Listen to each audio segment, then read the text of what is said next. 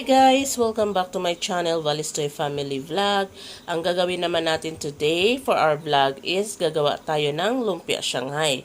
So gagamit tayo ng carrots. Itong carrots guys, dinalamihan ko na talaga para makakain din yung mga anak ko ng gulay.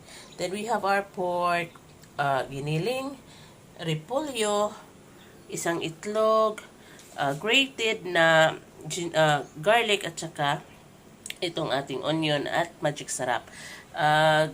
Maglagay din tayo ng paminta. At ito yung ating pambalot or lumpia wrapper. So, simulan ko nang mag-mix, guys.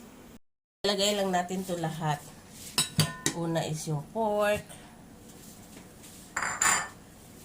Next ay itong ating carrots na napakarami.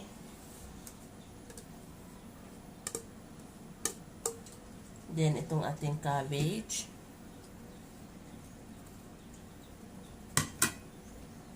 Isang itlog.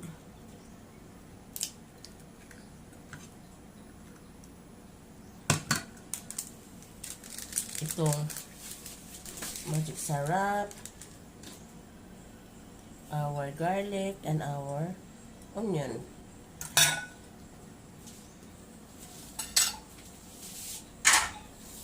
Naghugas na ako ng kamay guys, kaya kakamayin na to natin.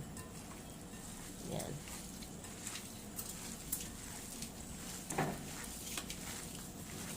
So, hindi na mapapansin ng mga kiddos nyo tong carrots pag naluto na.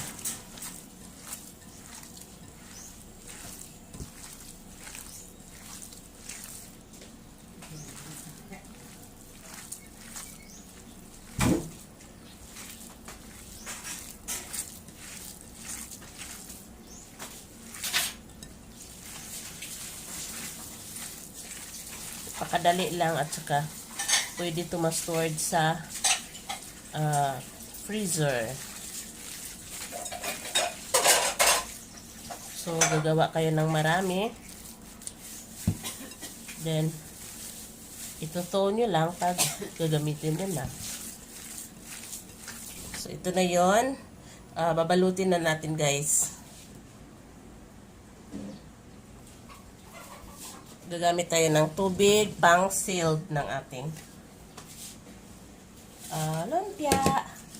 Tsaka, very easy lang. Super easy guys. So, squared yung ginamit namin na pambalot. Ganito lang, kukuha kayo ng kaunti. Remember guys, raw yung meat na ginagamit natin, so kailangan manipis lang. Then roll it over. Flip each side. Put water to seal. Yan.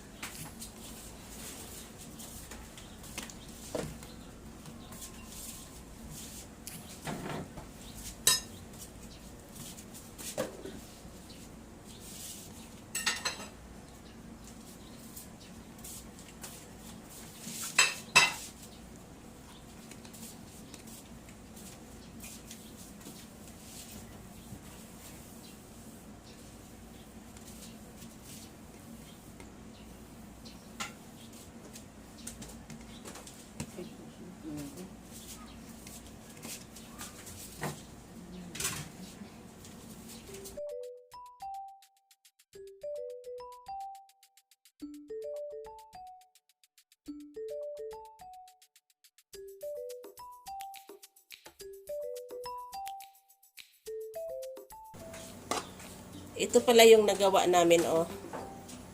So, isisilid lang namin to sa ref. Then, ready to go na pag gusto yung mga bata. Ayan. Ayan siya.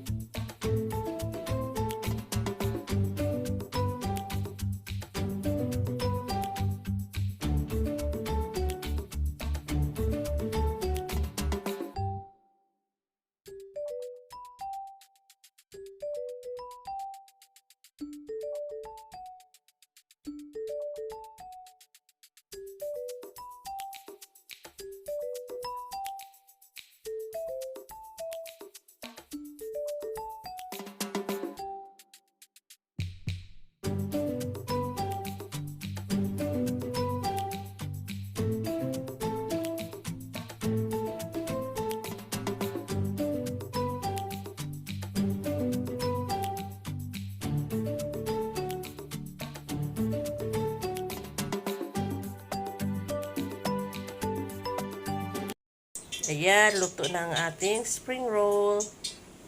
Ayan.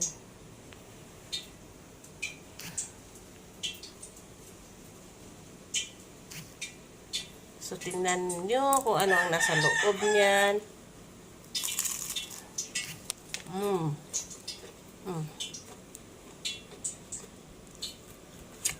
Harap 5. So, unang kagat, hindi wrapper agad.